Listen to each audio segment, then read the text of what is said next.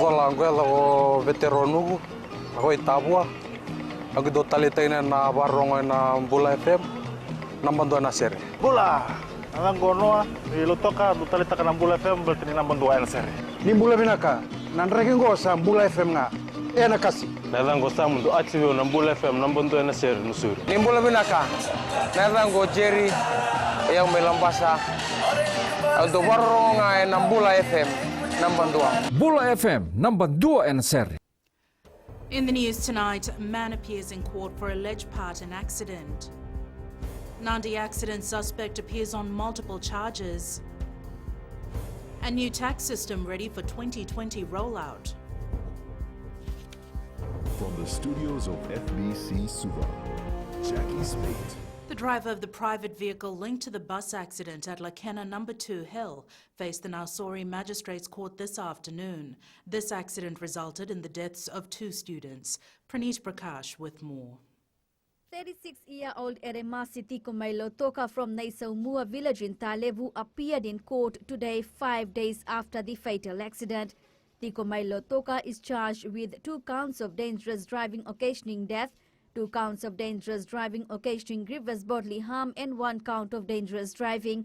It is alleged that he drove his private vehicle in such a manner as to in effect force the bus to reverse and subsequently tumble down the Lakena Hill, flipping over, striking the roof of a house. The prosecution informed the court that 2 students are still in hospital following the accident and said it would object to any bail application for Tiko Mailotoka because the offence is serious.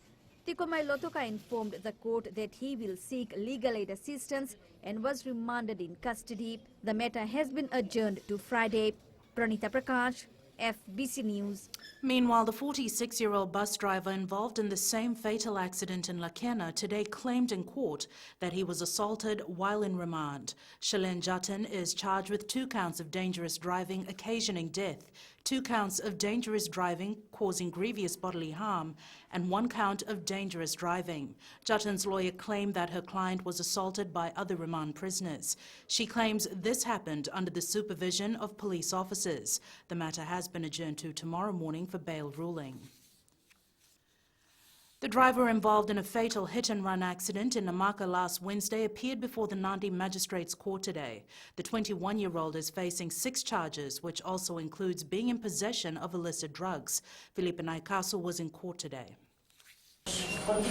Filiame Koroko Tambuivalu, who is alleged to have hit a police officer, which resulted in his death, appeared before Magistrate Penin Dalitudama. He faces 6 charges, which includes 1 count of manslaughter, 1 count of dangerous driving causing grievous bodily harm, 1 count of careless driving, 1 count of failure to comply with requirements following an accident, 1 count of using motor vehicle contrary to license condition, and 1 count of unlawful possession of illicit drugs, namely marijuana, which was found inside the vehicle he was driving. It is alleged that Koroka Tombuivalu hit a 41-year-old man who was crossing the road at the Namaka traffic lights last Wednesday night. The case has been transferred to the Lautoka High Court. His lawyer has also been informed to apply for bail at the Lautoka High Court. The case will be recalled on the 23rd of this month. Filipe Naikaso, FBC News. Speeding and drunk driving have been identified as leading causes of fatal accidents on our roads. This comes as a number of fatal accidents have been recorded in the past weeks, with the latest claiming the life of a 48-year-old man in Nambotini Serua last night. The second victim involved in this accident remains admitted in a critical condition. Lena Reese has more. The advisories and warnings on road safety are not being taken seriously as road accidents are recorded on a daily basis. We're still getting people who are drink driving. We're still recording people who are speeding, which continues to top the list of offences on a daily basis and on a weekly basis. And this just goes to show that everything that is being said is really taken lightly. But these are the leading causes of road fatalities. 2 students died in a bus accident in Lakena, Nosori last Wednesday, while 2 other students remain admitted in critical condition. In another case, a police officer died also on Wednesday following a hit-and-run accident. A 20-year-old is still admitted in the Tavua hospital after an early morning accident on Saturday. Meanwhile, the Land Transport Authority says they will increase their awareness programs. But obviously, we will actually, in collaboration with the police, we will actually double our effort to bring this awareness to people, to drive home the issue of safety on the road so that fewer lives are lost and that we can reduce the number of deaths on the road. The road death toll currently stands at 45 compared to 59 for the same period last year. And with the festive season approaching, all road users are being urged to remain cautious at all times. Lena Reese, FBC News. The new tax information system is currently going through its test phase and is expected to go live from next year, with all taxpayers able to submit their tax business online. Fiji Revenue and Customs Service Chief Executive Viswanath Das says the new $48 million system will not only reinvent tax administration, but will be more transparent, efficient and interactive. Maggie Boyle tells us more. Income tax. There are 2 certainties in life, death and taxes. The head of the tax service at least wants to ensure that the latter is almost ironclad. All the tax office services is going to be online and through taxpayer portals. Online payment facility, taxpayers can pay. You don't need to come down to the tax office to get your transact, to get your business done. To the extent, tax clearance applications and the like can all be done online.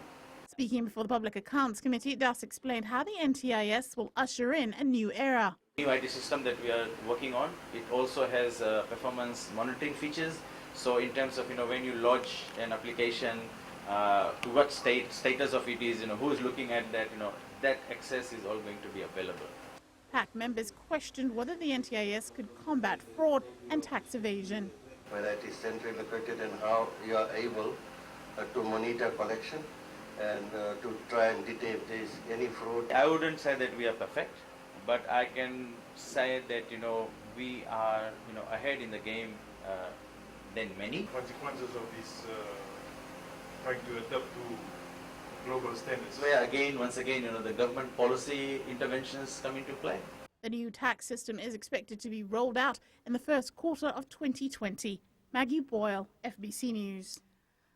Up ahead, Post Fiji reviews service charges. And moneylenders warn for overcharging interest. Details after the break.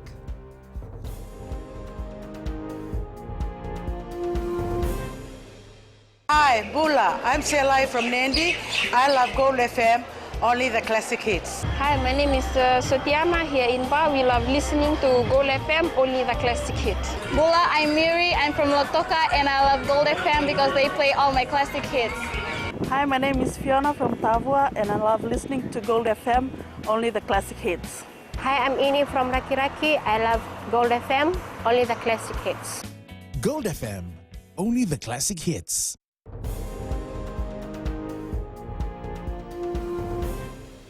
Post Fiji Limited is reviewing the prices of its services to meet the current market rates. The last review was carried out almost 7 years ago. Chief Executive Dr. Aniruddha Bansod says Post Fiji needs to get back on track and start recording profits. Josai Nununga reports. The current charges for postal services is not up to par with international prices, and as a result, Post Fiji is losing on its profits. What happened is when we send the goods from here, the member countries charge for receiving those goods, whereas we charge to our customers, which is the Fiji residents. So in this way, we have the old rates with all our customers. Head of Retail and Marketing Isaac Moe also highlighted the areas that need adjustments. And we are charging the normal letter rate delivery for the delivery of those parcels. So there's a big imbalance in the cost.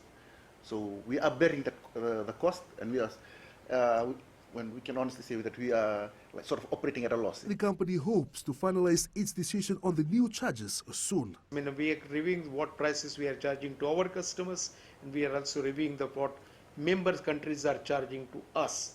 So we need to be fair in terms of our customers as well. We don't want it to penalize, but we also wanted to ensure that post-Fiji remains sustainable. Post Fiji's operations in the recent past is being carried out with income generated from other avenues in terms of mails and registered post. The company is optimistic of a better financial footing in the near future. Jose Nanunga, FBC News. 10 inmates have found full-time jobs since the launch of the Yellow Ribbon Employment Expo. Employment Minister Parveen Kumar highlighted this while officiating at the Yellow Ribbon Walk in Lautoka over the weekend. Felipe Naikaso has more. While praising the initiative, the minister stated that he is open to discussions to include the Employment Expo at the National Jobs Fair next year. The National Employment Center to come over for that particular day so that you can take advantage of the programs that we have. There's 2 programs that we have currently now. One is the seasonal work program and the other one is the Pacific Labor Scheme. With the expo to take place at the Waterfront Tano Hotel in Lautoka on the 15th of next month, business owners have been urged to participate. It is important that they all come together to support the Yellow Ribbon and to educate them to remove the stigma associated with former offenders' imprisonment. I urge the business community to take some more before the next expo so that we can proudly say that the business community here in Western Division has taken this X number of inmates in their system. The expo will showcase the offenders who will be released soon but have work experiences and skills set. Felipe Naikaso, FBC News. The Consumer Council is warning Fijians to beware of moneylenders who are overcharging interests. Chief Executive Seema Shandel says borrowers are now hesitant to go to moneylenders because of the high rates. Koroi Tandulala reports. Certain parliament members have also highlighted that they've received similar complaints from the public. There are people who do come and tell us that they are in their need of money due to certain constraint, and then the money lenders are charging quite high. The Consumer Council clarified the legal rate within which lenders can charge interest and also highlighted that lenders often take advantage of a borrower's vulnerability. The money lenders can only charge up to 12% as per the Act, yes, Money Lending Act. Yeah, they cannot charge anything more than 12%, but we have received complaints because, you know, the people need money. They need money because they are faced with some difficulties, so they end up to people who are lending money and they agree to pay the interest rate more than 12%. However, having said that, they can only charge 12%.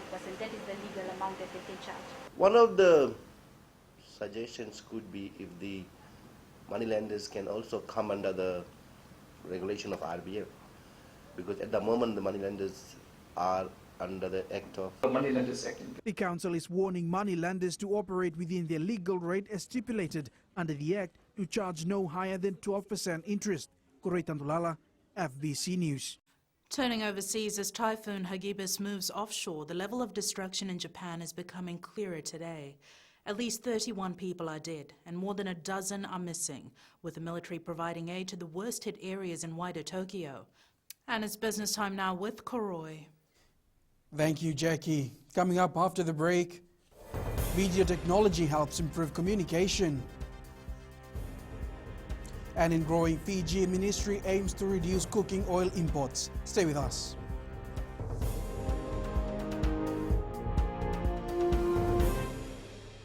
Hi, I'm Shamiza. And I'm Salma. We're from Nandi and we love Mirchi FM because it's hot.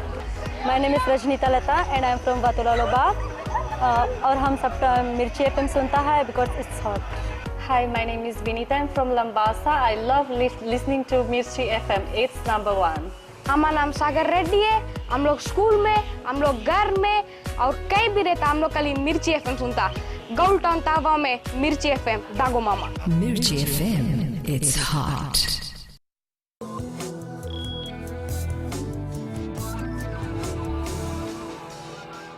Leading business, the government continues to search for ways to use technology to better the lives of Fijians and improve service.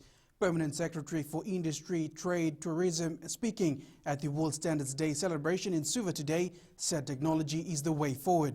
Edwin Nand reports. With the theme Video Standards Create a Global Stage, the event explored how internationally accepted standards benefit people around the world. It has connected our friends and families across the globe. It has enriched our communication, our experiences, and has enabled major improvements in the important fields like medicine and also education. Ali adds people are increasingly turning towards technology for service delivery, education and entertainment, and the government needs to be on par with changing dynamics. We continue to encourage innovation, especially amongst our youths and industries, and the Fijian government initiatives such as the Young Entrepreneurship Scheme and the Research and Innovation Scheme for Enterprises are there to support innovation and ideas of young Fijians.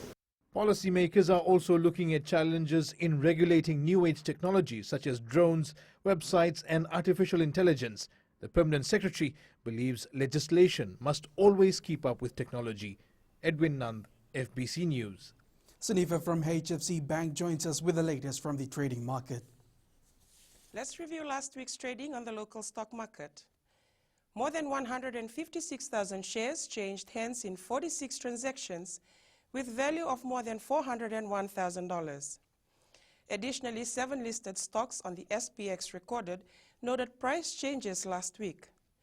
Amalgamated Telecom Holdings shares fell by 34 cents, ending the week at $2.92. Communications Fiji shares increased by 3 cents to close at $6.18. FMF Foods Limited shares ended the week at $2.15, noting an increase of 10 cents. Kontiki Finance shares increased by 2 cents, closing the week at $1.10.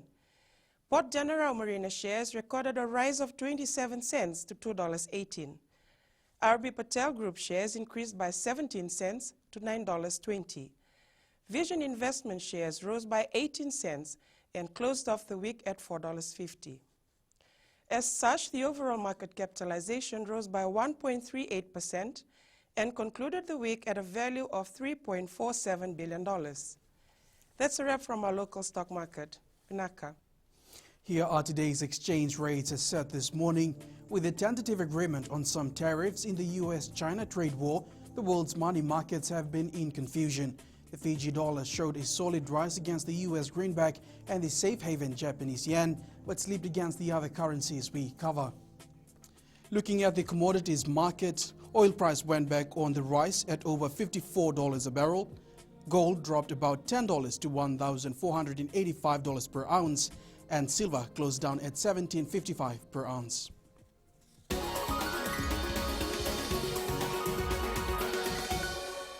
In growing Fiji, the Copra Millers Fiji Limited is working at reducing the import of vegetable oil to the country.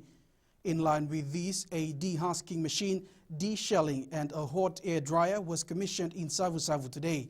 Minister for Agriculture Dr. Mahendra Reddy says the new machines will assist in producing food-grade coconut oil for consumption that will be sold in the local markets. Reddy says Fiji imports 17,000 tons of vegetable oil worth $20 million annually, and this initiative will help reduce the imports by 5%.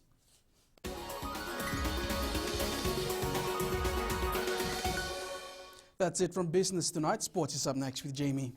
Thanks, Corey, and good evening. Ahead in sports, Japan makes last 8 at Rugby World Cup, and Lambasa nails IDC title in wet conditions. This and more coming up.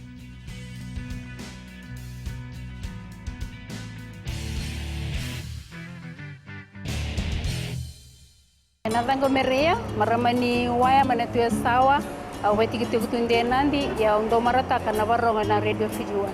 Yawa asna vatili yawa maga Monica.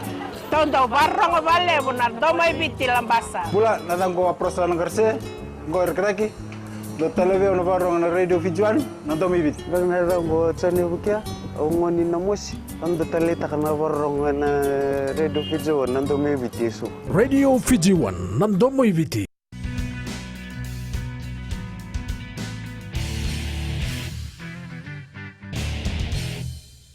Japanese rugby fans have had some uplifting news amid all the disruption. The Brave Blossoms have made history by qualifying for the quarterfinals of the Rugby World Cup for the very first time. Just who will face who in the knockout stages has now been set. This from TVNZ. Fumiaki Tanaga passes back, and in the land of the rising sun, a new dawn for rugby.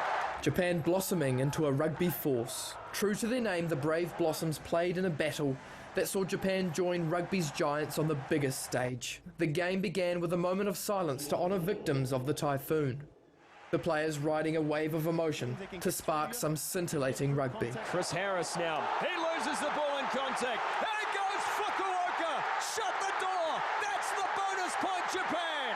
It was massive for us, and today it was more than us, just the game for us.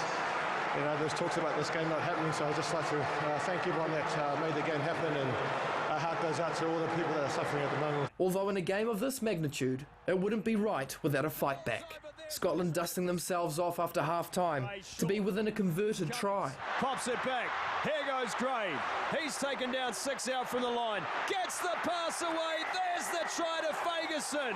But 14 years after being humiliated 100 points to 8 by Scotland, Japan proved they're no longer rugby's whipping boys. Japanese haven't really trusted themselves in tough moments, and tonight, and I guess the last 4 test matches, and guys have got a lot of belief now and realise what it actually takes to get across the line, and the more we win, then the more that belief will grow. 4 years after this historic feat, Japan will look to rekindle a performance of the ages once again against the Springboks in the quarterfinals. The All Blacks avoiding the tournament hosts but will instead face their own bogey team. After losing 2 of their last 3 games against Ireland, the All Blacks will face them in the quarters. Elsewhere, a tense clash between Aussie coaches Eddie Jones and Michael Cheika awaits, as England and the Wallabies once again face off at a World Cup. Warren Gatland, meanwhile, will look to plot a path for Wales against the unpredictable French. Meanwhile, world number 2 Wales made too many errors last night but still managed the win against Uruguay in their final pool match. They will now face France in the quarterfinal this Sunday at 7:15 p.m. Here are the highlights from the win of Uruguay. It's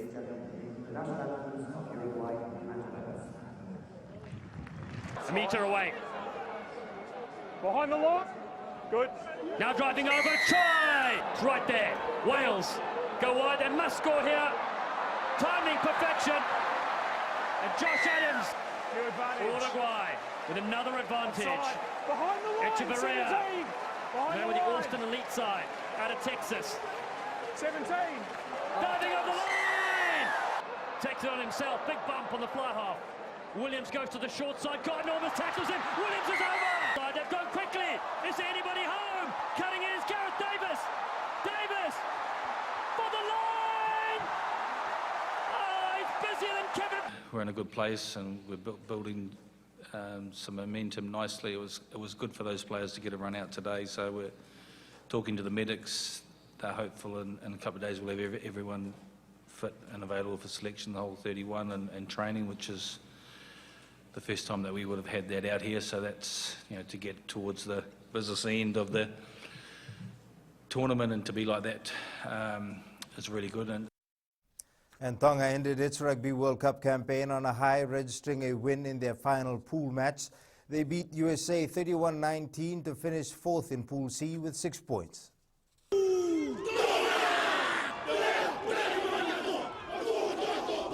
Still there's numbers to the right. They punch it in tight. They're over anyway. Hands from Brachy. Super nut out the back as well. Oh, it is an absolute ripper from the USA. Can they clear it over the top for Teo? Teo!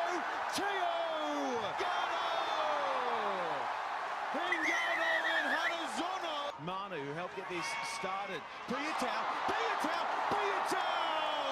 on his birthday. They clear it, they want to close it out with a try. In behind it goes, and it is the dream finish. Fainu. Under 20 players in the Fiji Airways men's 7th squad continue to impress coach Gareth Baber. He says the players are very keen to learn, and if they continue on their current path, it won't take them long to become regulars in the national team. Savi Wanga has more. Developing young talents is important for the future of Sevens rugby in the country. They're doing well, yeah. You know, they're following what's being asked of them. They've got good behaviours and working hard in the group. Obviously, they're learning every day that they're with us, and you know, we look at these players as potentially coming in and pressurising the players that are in position at the moment, but also we look at them for the future of Fiji Sevens rugby as well. Gareth Babers says 5 under-20 players featured in last month's Oktoberfest Sevens, and the team reached the final against South Africa.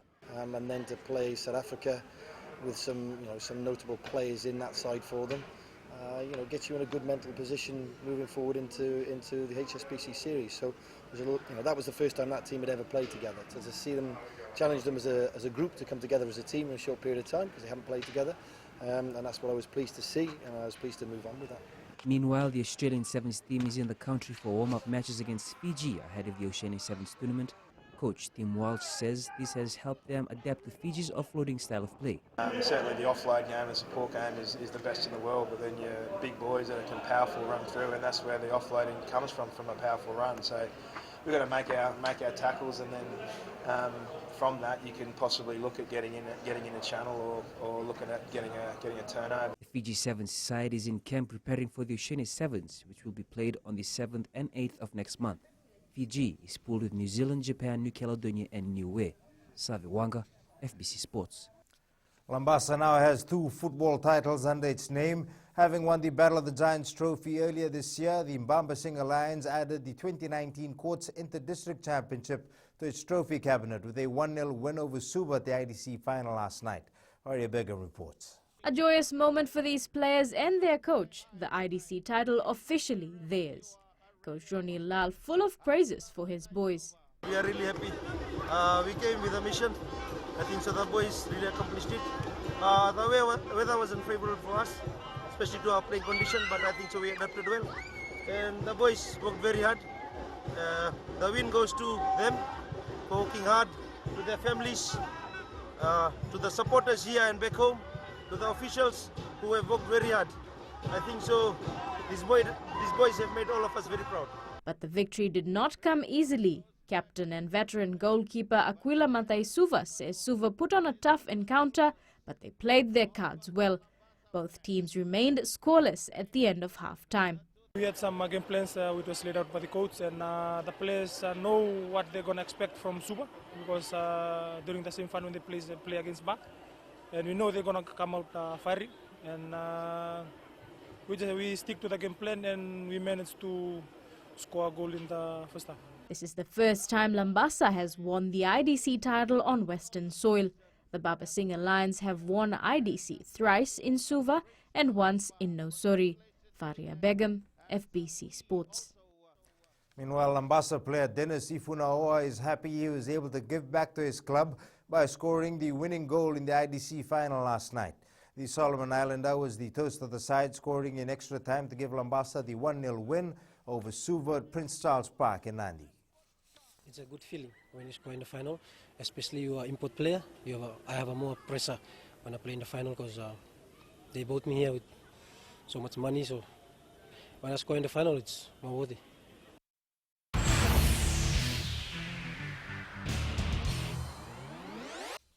Now, play of the day. Look at how the crowd roars as Japan rugby captain Michael Leach leads his team into the change room moments before they kicked off their historic win over Scotland yesterday.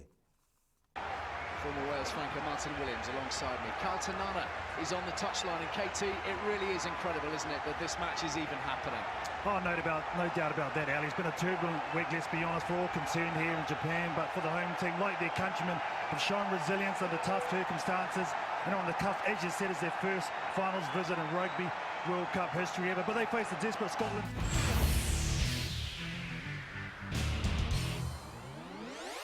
That's it from Sports Tonight. In Weird and the Wonderful later on, a dog that's become a social media sensation with his balancing act. That's coming up.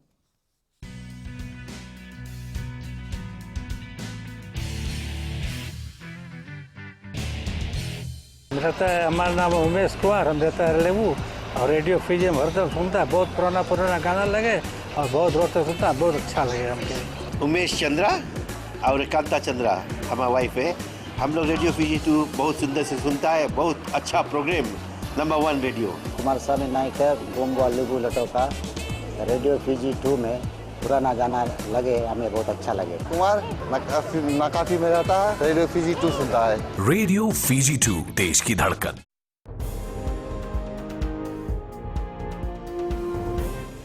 In tonight's new media, remember to do this before downloading the new Mac operating system. And Angie joins us with the latest in weather.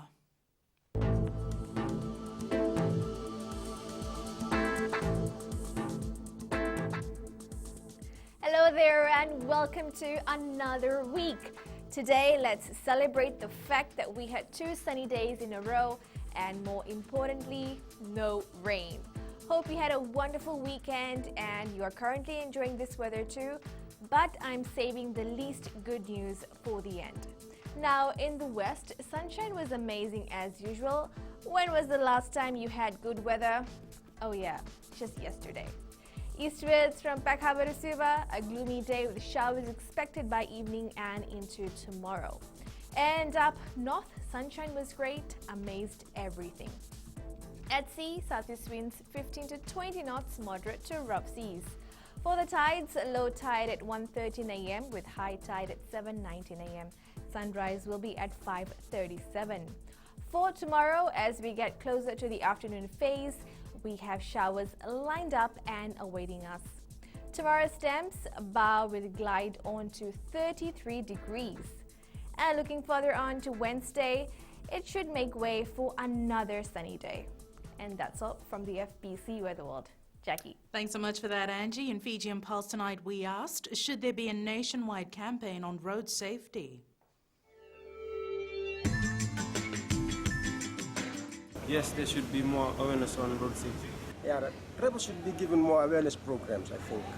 I think there should be more awareness on these public service regulations, and this is for the safety of the public. I think it's proper that a road safety program be put in place for the safety of the public. I think there should be more awareness on road safety since more accidents are happening and more children are dying on the roads. As we are approaching a festive season, and more awareness is needed for road safety.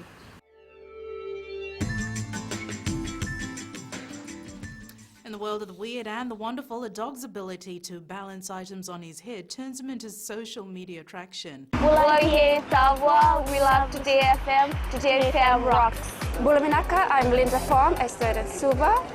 I love listening to Today FM because they play latest music and they rock. Hi, my name is Asnate. I'm from Ba. I love listening to Today FM. Today FM rocks. Bula, I'm Makereta from Nandi. We love listening to Today FM. Here in Nandi, it rocks. Hi, I'm Shania. I'm from Lotoka and I love Today FM and it rocks. Today's hit music on Today FM.